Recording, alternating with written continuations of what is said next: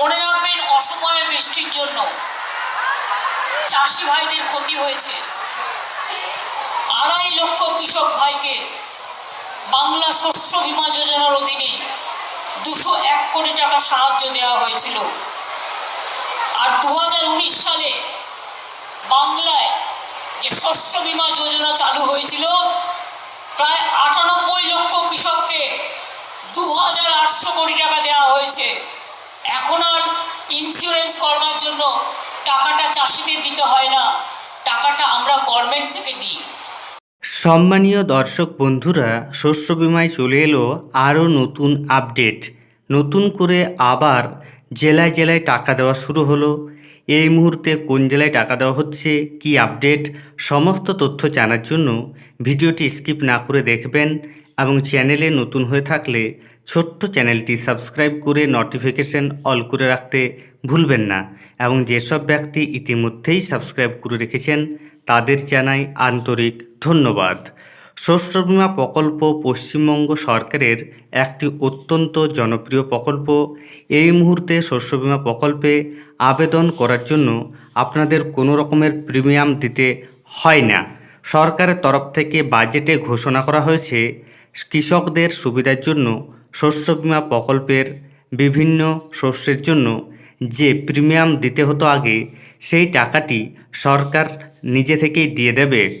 এবং এই যে শস্য বীমা প্রকল্পে কৃষকদের টাকা দেওয়া হচ্ছে, সেটি মূলত রবি সিজনে টাকা দেওয়া হচ্ছে।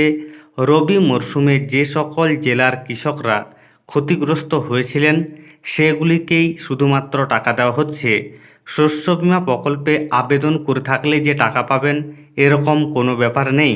তবে আপনার এলাকায় যদি ফসল নষ্ট হয়ে থাকে সেক্ষেত্রে আপনারা সরকারের নিয়ম অনুযায়ী ক্ষতিপূরণ পাবেন। এই মুহূর্তে শস্য বীমা প্রকল্পে মাননীয় মুখ্যমন্ত্রী জানিয়ে দিয়েছেন কৃষকদের আর্থিক সাহায্য করার কথা এবং সেই টাকাটি কৃষকদের অ্যাকাউন্টে ক্রেডিট হচ্ছে। এই নিয়ে প্রতিবেদনে কি বলা হয়েছে তা দেখুন। বলা হচ্ছে, আলু চাষে বিমার ক্ষতিপূরণ সবাইকে সমানভাবে দেওয়া হচ্ছে না, এমনই অভিযোগ তুলে শুক্রবার গোঘাট 2 ব্লকের কৃষি দপ্তরে বিক্ষোভ দেখালেন চাষিরা। এদিন কামারপুকুর সহ বেশ কয়েকটি গ্রামের চাষিরা একত্রিত হয়ে বিক্ষোভ দেখান। উত্তেজনার খবর পেয়ে পুলিশ পরিস্থিতি নিয়ন্ত্রণে আনে। এ নিয়ে গোঘাট 2 ব্লক সহ কৃষি আধিকারিকের সঙ্গে যোগাযোগ করা হলে তিনি কোনো রকম মন্তব্য করতে চাননি। গোঘাট 2 পঞ্চায়েত সমিতির সভাপতি সামিনা বেগম বলেন, আমাদের সরকার সবসময় সাধারণ মানুষের পাশে রয়েছে, চাষিদের সঙ্গে রয়েছে। একটা ঘটনা ঘটেছে, আমরা বিষয়টি ভালোভাবে জেনে উপযুক্ত ব্যবস্থা নেওয়ার জন্য কৃষি দপ্তরের সঙ্গে আলোচনা করব। স্থানীয় ও প্রশাসন সূত্রে জানা গিয়েছে, প্রাকৃতিক বিপর্যয়ে আলু চাষে যে ক্ষতি হয়েছিল তার ক্ষতিপূরণ চাষিদের দেওয়া হচ্ছে। চাষিদের অভিযোগ, গোঘাট 2 ব্লকে কামারপুকুর সহ বেশ কয়েকটি গ্রামে যে ক্ষতিপূরণ দেওয়া হচ্ছে তার তুলনায় পাশের গ্রাম কুমারগঞ্জের ক্ষতিপূরণ অনেক বেশি। চাষিদের বক্তব্য, নিম্নচাপের ফলে একটি ব্লকের মধ্যে আলাদা আলাদা ক্ষয়ক্ষতি কিভাবে হতে পারে, এর পেছনে কোনো কারচুপি রয়েছে? আলু চাষি সিদ্ধেশ্বর ভট্টাচার্য বলেন, চাষিরা ব্যাংক সমবায়ের মাধ্যমে লোন নিয়ে আলু চাষ করেছিল। প্রথমে বৃষ্টির ফলে আলু বীজ নষ্ট হয়ে যায়, পরে পুনরায় আলু চাষ করা হলেও প্রাকৃতিক বিপর্যয়ের কারণে কম ফলন হয়েছে। সেই ক্ষয়ক্ষতির রিপোর্ট কৃষি দপ্তরের মাধ্যমে পাঠানো হয়েছে, কিন্তু ক্ষতিপূরণ সমানভাবে দেওয়া হচ্ছে না।